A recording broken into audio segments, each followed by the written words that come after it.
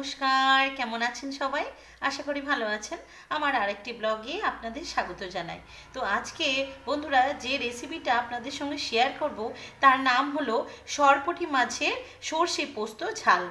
এই সরপুঁটি মাছের সর্ষে পোস্ত ঝাল একটা অসাধারণ রান্না। এতে এক থালা ভাত নিমিষেই গায়েব হয়ে যায়।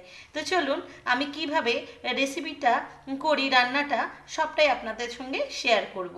তো স্কিপ না করে বন্ধুরা পুরোটা ভিডিওটা দেখতে থাকো।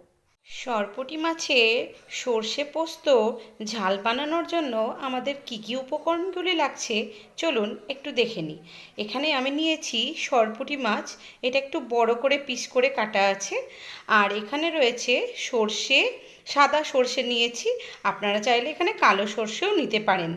আর রয়েছে ধনেপাতা কুচি আর দুটো লেবুর টুকরো, কয়েকটা কাঁচা লঙ্কা আর পরিমাণ মতো পোস্ত। আমি এখানে পোস্তর পরিমাণটা একটু বেশি দিয়েছি, আপনারা চাইলে সর্ষের পরিমাণটা একটু বেশি দিতে পারেন। আমার বাড়িতে যেহেতু সর্ষে খেতে খুব একটা সবাই পছন্দ করে না, তাই আমি পোস্ত দিয়েই একটু বেশি করে পোস্তটা দিয়েছি। আর সঙ্গে রয়েছে নুন, হলুদ আর সর্ষের তেল। তো চলুন আমি রান্নাটা শুরু করি। মাছগুলো খুব পরিষ্কার করে সুন্দর করে ধুয়ে নিয়েছি। এবার আমি এই হলুদ আর নুনটা ভালো করে মাখিয়ে নেব। এভাবে প্রথমে ছড়িয়ে নিতে হবে, তারপরে হাতে করে খুব ভালো করে মাখিয়ে নিতে হবে। আর আমি এখানে একটু কাট দিয়ে রেখেছি মাছের গায়ে, যাতে করে নুন হলুদগুলো খুব ভালো করে ঢুকে যায়। আমি যখনই এভাবে মাছ রান্না করি তখন একটু এইভাবে আমি কাট দিয়ে রাখি, তাহলে কি হয়, মাছে নুন হলুদগুলো খুব ভালো করে ঢুকে যায় আর খেতেও খুব সুস্বাদু লাগে। তো এইভাবে আমি লবণ আর হলুদ খুব ভালো করে মিশিয়ে নেব।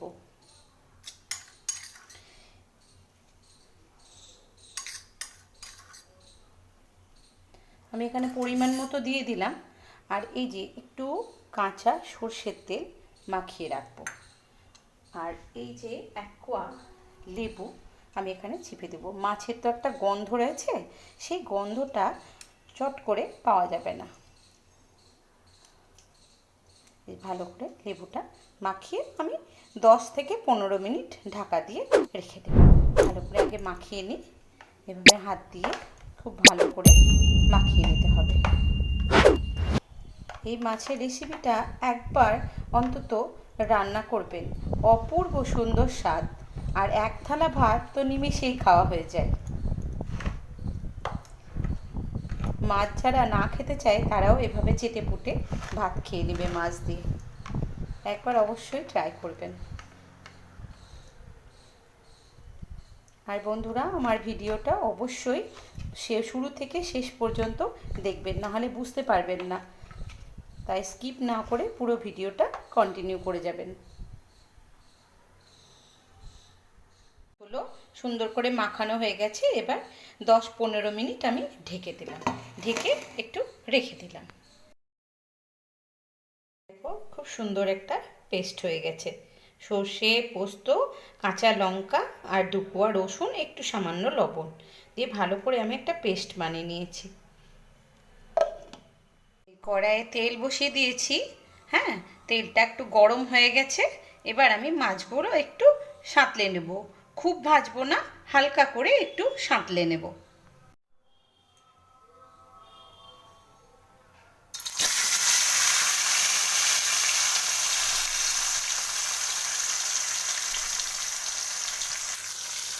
এইভাবে মাছগুলো একটু সাঁতলে নিলে বা হালকা করে ফ্রাই করে নিলে একটা কাঁচা কাঁচা কোনো রকমের গন্ধও থাকবে না, আর খেতেও খুব সুন্দর টেস্ট হবে।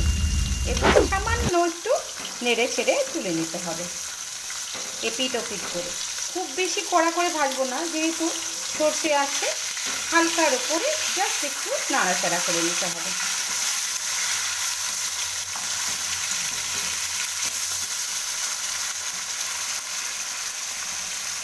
এভাবে সব মাছগুলো আমি হালকা করে ভেজে নেব। দেখো বন্ধুরা, এইভাবে হালকা করে আমি ভেজে নিয়েছি মাছগুলো। এবার আমি কড়াইয়ে তেলটা অল্প পরিমাণ, যেটুকু তেল আছে তাতে আমি এবার কালো জিরা ফোড়ন দিয়ে দেব। এই যে 1/2 চামচ সামান্য একটু ফোড়ন কালো জিরা তেলের উপর দিয়ে দিলাম। এবার আমি একটা কাঁচা লঙ্কা ফাটিয়ে দিয়ে দিলাম তেলের ওপর। এবার যে মিশ্রণটা আমি তৈরি করে রেখেছিলাম সেটা ঢেলে দেব। আর একটু জল অ্যাড করব। এই যে আমি একটু জল এবার অ্যাড করে দিলাম। আবার একটু নুন হলুদ এখানে পরিমাণ মতো দিব। মাছে আমি অনেকটাই দিয়েছি নুন হলুদ, সেহেতু এখানে একটু অল্প পরিমাণই দেব। মাছের নুনটা তো এখানে হয়ে যাবে, লেগে যাবে। এই যে হাফ চামচ নুন আমি অ্যাড করে দিলাম। এটা একটু কিছুক্ষণ ফুটবে। এবার আমি একটু ঢাকা দিয়ে দেব। আমি এখানে নুন চিনির সামঞ্জস্য রাখার জন্য একটু সামান্য চিনি দিয়ে দিলাম। আপনারা যদি চিনি না খান সেটা স্কিপ করতে পারেন। এবার আমি ঢাকনা দিয়ে একটু ঢেকে দিয়েছি, জাস্ট 2 মিনিট একটু ফুটাবো। এবার আমি ঢাকনাটা খুলে নেব। আর ওই চিনিটা একটু দিলাম কারণ টক মিষ্টি ঝাল সব রকমই থাকবে, মাছটা খেতেও খুব সুন্দর লাগবে, তাই একটু সামান্য চিনিটা আপনি অ্যাড করতে পারেন। এবার মাছগুলো আমি আস্তে আস্তে দিয়ে দেব। এই যে মাছগুলো আমি এক এক করে ছেড়ে দিচ্ছি। মাছগুলো খেতে অসাধারণ লাগে, এইভাবে একবার ট্রাই করবেন বন্ধুরা। আর এখন তো যেহেতু শীতকাল, সেহেতু এই ধনেপাতাটাও অ্যাভেলেবেল, তাই এই মাছে একটু ধনেপাতা কুচি দিলে দুর্দান্ত লাগে এর স্বাদটা। ব্যাস, এবার একটুখানি ফুটতে দেব। আর এই উপর থেকে সামান্য ধনেপাতা আমি ছড়িয়ে দিলাম। আর নামাবার আগে একটু সামান্য রাখলাম, এটা আবার দিয়ে দেব। সামান্য একটু ঢাকা দিই, এবার একটু ফুটুক।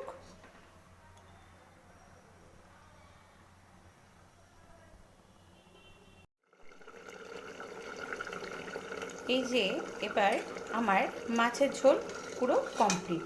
ঝাল তো দেখি কি সুন্দর, আর গন্ধটাও দুর্ধর্ষ বেরিয়েছে, দুর্দান্ত।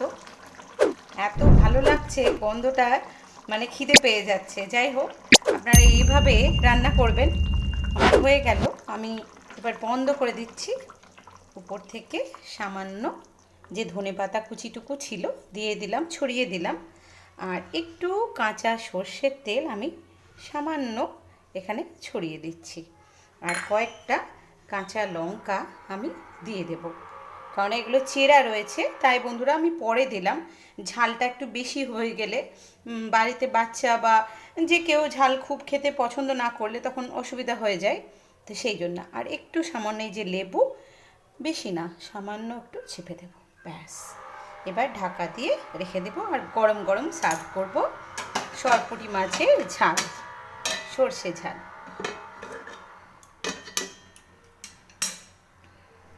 তো বন্ধুরা, আমার তৈরি হয়ে গেছে সরপুঁটি মাছের সর্ষে পোস্ত ঝাল। তো এই সর্ষে পোস্ত ঝাল, হ্যাঁ, কেমন লাগলো অবশ্যই আমার ভিডিওটা ভালো লাগলে লাইক শেয়ার কমেন্টের মাধ্যমে জানাবেন। আর আপনি যদি ফেসবুক থেকে দেখে থাকেন অবশ্যই আমার ভিডিও প্রোফাইলটা ফলো করতে ভুলবেন না। আর আপনি যদি ইউটিউব থেকে দেখে থাকেন অবশ্যই আমার চ্যানেলটা সাবস্ক্রাইব করতে ভুলবেন না। আরও নিত্য নতুন ভিডিও নিয়ে আপনাদের সামনে উপস্থিত হব। আর হ্যাঁ, সাবস্ক্রাইব করার সঙ্গে সঙ্গে বেল আইকনটি বাজিয়ে দেবে, তাহলে আমার ভিডিও আপলোডের সাথে সাথে চটজলদি আপনার ঘরে পৌঁছে যাবে।